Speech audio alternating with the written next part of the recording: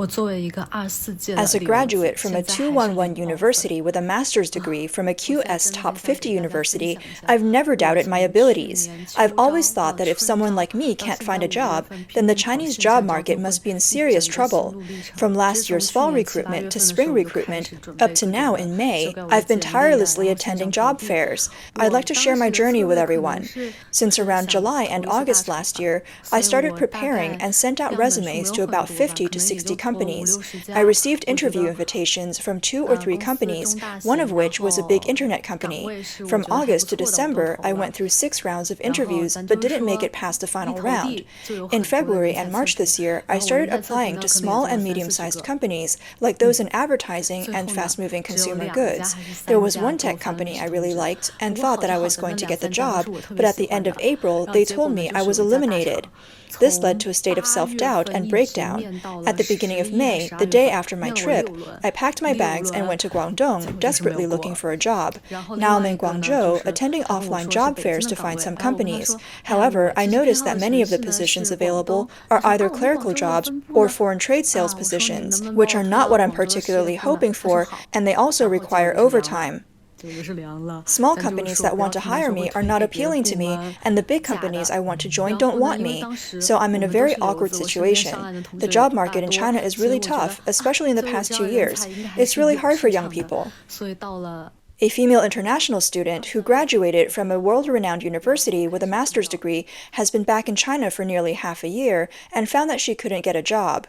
The fierce competition in the job market exceeded her expectations. She wants to stay in a city she likes and hopes to find a decent job with room for growth, which is proving to be even more difficult. Recently, a netizen posted a video on Douyin saying, "I'll tell you a secret. There's news from Shanghai that leaders there went to a meeting at Fudan University. In some business schools at Fudan, the employment rate for certain finance master's programs is only 40 to 50%. Do you know how much the tuition is? It's 258,000 yuan for 2 years, and there's no dormitory, so with rent, it's nearly 300,000 yuan. In the end, they can't find jobs in finance, brokerage firms, or funds, and even bank jobs are hard to get. So now the return on investment in their education is extremely low. It's said that students are about to riot because they can't take it anymore, and the school is also very embarrassed." In response to his revelation, one netizen commented under his video, "This is the Fudan Management School, full of talent. It used to be in high demand, but now the employment rate is only 40%. Another netizen said, "This is nothing. Psychology master's programs at Beijing Normal University charge 200 to 300,000 yuan, and most graduates end up doing social media after graduation." China's economy continues to decline, youth unemployment remains at historic highs, and even in the most economically developed city, Shanghai, things are this bad. The employment situation for college graduates in other regions is even more worrying. Currently, over 90% of jobs in society can be fully handled with the knowledge level of a junior high school graduate. But even masters and PhD holders are finding it hard to get jobs. Don't you think there's something wrong here? Last week, I chatted with an old friend I hadn't seen in years. He works at a very large car company in China and holds a relatively high position. He told me that whenever their company goes to universities to recruit, fresh graduates flock in droves. Ultimately, who gets into their company? Anyone below a PhD is immediately filtered out.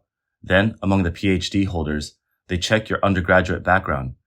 If your bachelor's degree is not from a 211 or 985 university, even if you got your PhD from Tsinghua, sorry, you're not accepted.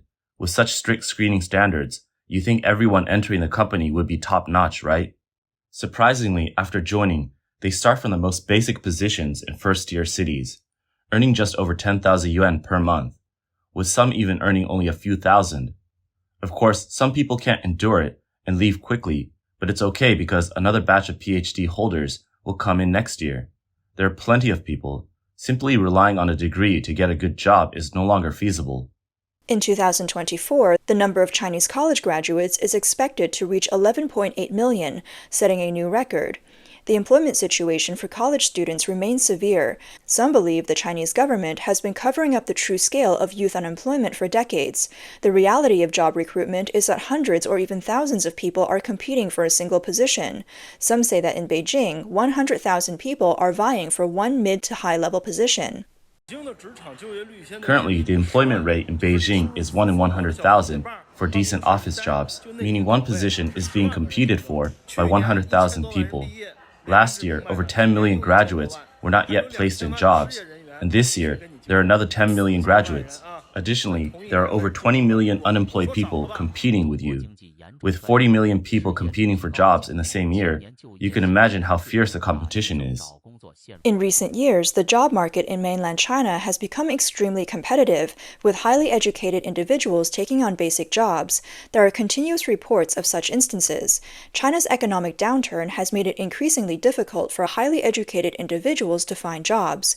Recently, news came out that a PhD from Stanford University applied for a town government job in Anhui. Screenshots show that on a political review list for township civil servants in Anhui province, there was a graduate from Stanford University. According to online information, this candidate, surnamed Su, graduated from a high school in Shaoxian, Anhui province in 2012, ranking first in science in his school. He was admitted to the School of Physics at the University of Science and Technology of China and won the highest honor scholarship there. In 2016, he went to Stanford University for further studies and earned a PhD in applied physics in 2023. His resume and photo are still on Stanford's official website. Despite being an outstanding student, after returning to China, Su applied for the lowest-ranking township civil servant position in his hometown. Many netizens expressed their confusion and regret, calling it a waste. Many others lamented how hard it is to get a job.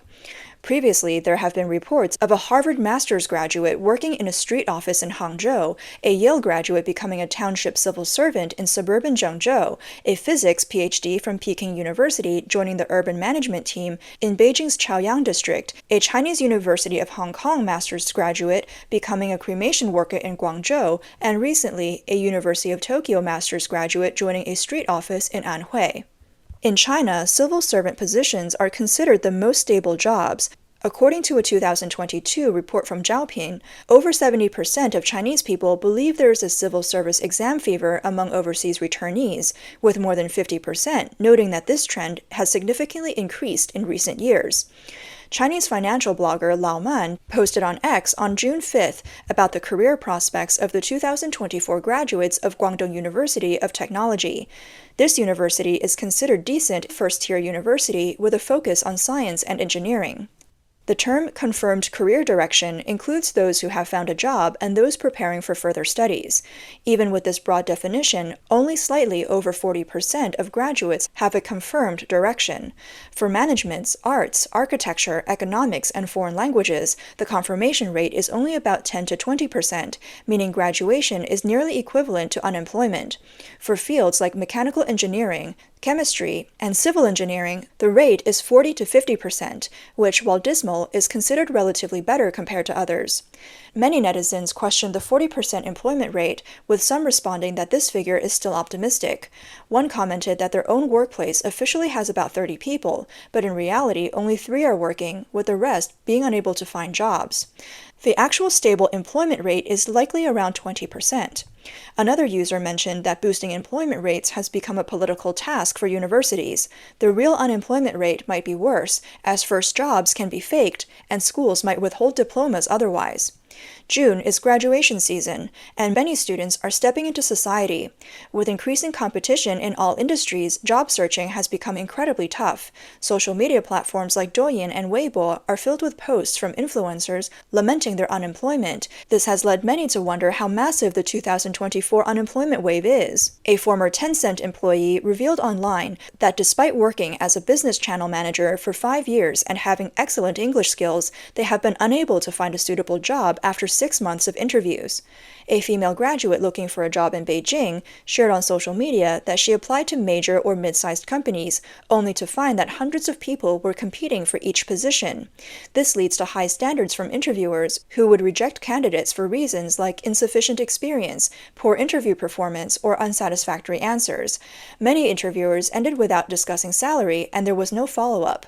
Another girl revealed that she graduated in 2023 and has been job hunting for almost a year without any success. Now she suddenly realizes that the class of 2024 is about to graduate, which makes her even more anxious. She said, "Graduation equals unemployment," which is not just a saying but a reality for many graduates. Last month, I went to an interview for a job that paid 1,844 yuan a month. I was happy thinking the low salary meant it was a sure thing. But when I arrived at the interview location, there were 72 other university graduates all fighting for the same position. Because of the large number of applicants, they even added a written test on the spot. This is likely a snapshot of the current job market. According to China's National Bureau of Statistics, the urban surveyed unemployment rate in April was 5%, a decrease of 0.2 percentage points year-on-year and month-on-month. However, the actual situation is much worse. Recently, some residents of Henan province revealed that the local unemployment rate is as high as 70%, with many people living on borrowed money. Mr. Zhao from Luoyang, Henan, told foreign media that the economy in northern China, especially in provinces like Henan, Anhui, Shandong, Hebei, Shanxi, and Shanxi, is struggling, with many factories shutting down. And about 70% of people are unemployed and struggling to make ends meet. He said jobs are hard to find. The local wages are around 1,800 yuan, mostly in the service industry like supermarkets and hotels, ranging from 1,800 to 2,600 yuan. This amount is not enough to live on, so many people are relying on their savings and living off credit cards and loans. The government doesn't care about our survival.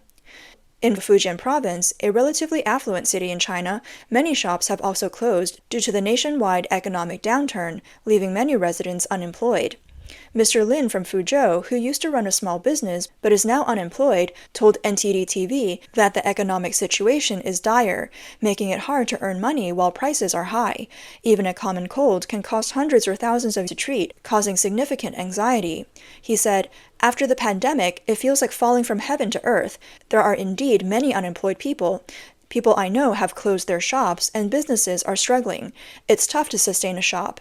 Even education and tutoring businesses are suffering. Middle-aged people like us have children to raise and elderly parents to support, which adds a lot of pressure." The job market is visibly struggling.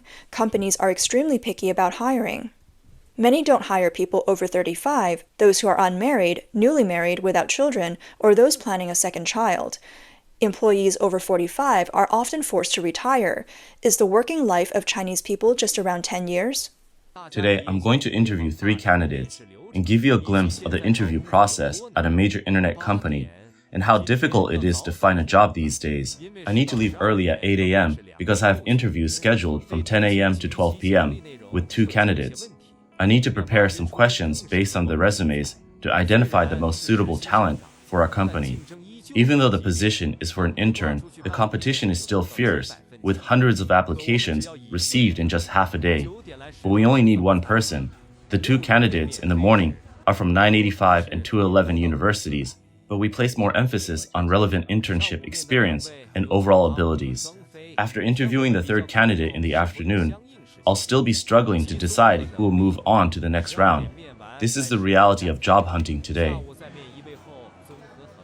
Ultimately, this is the inevitable result of economic slowdown. In China, over 80% of jobs are provided by private enterprises, especially small ones. The remaining less than 20% of people are scattered among civil servants, teachers, doctors, state-owned enterprises, and foreign companies, which are considered good employers. A series of political decisions by the Chinese leadership has led to the continuous decline of the Chinese economy. The consumption-driven economy led by real estate and the internet has lost momentum. Additionally, major policy shifts have resulted in the cessation of numerous investment projects, severely damaging the investment environment and visibly deteriorating the economy. Unemployment is just one of the symptoms. Kevin Lin, a researcher and executive editor of Asian Labor Review, told Deutsche Welle that for young people in China, this might be the most challenging period in the past 20 years to find a job or their first job. China's unprecedented economic growth over the past 20 years created a vast number of jobs. However, as China shifts from low-cost manufacturing to a service-oriented economy dominated by high-tech exports, the youth unemployment rate has surged far more than other demographic groups. The government's crackdown on the tech, education, entertainment, and real estate sector during the COVID-19 pandemic has exacerbated the situation, leading to mass layoffs. Major employers of well-educated young people such as Tencent, Alibaba, and Weibo have all announced layoffs in recent months. In early June, there were rumors that Alibaba would lay off around 20% of its workforce through concentrated and rapid layoffs. Previously, Alibaba Cloud responded to rumors of layoffs, stating it was normal organizational and personnel optimization. On February 7, 2024, Alibaba, a pioneer in Chinese e-commerce, reported its annual financial results. As of the end of December 2023, the company's total number of employees was 219,260, down from nearly 240,000 in the same period last year, with a similar number of layoffs in 2022. This shows that the company's layoffs have been steady. Senior researcher at the East Asian Institute of the National University of Singapore, Zhao Litao, said, "Since the private sector is the main driver of job creation, the employment situation for Chinese youth will ultimately depend on whether post-pandemic policies can effectively support the private sector and how confident private entrepreneurs are in the current business environment."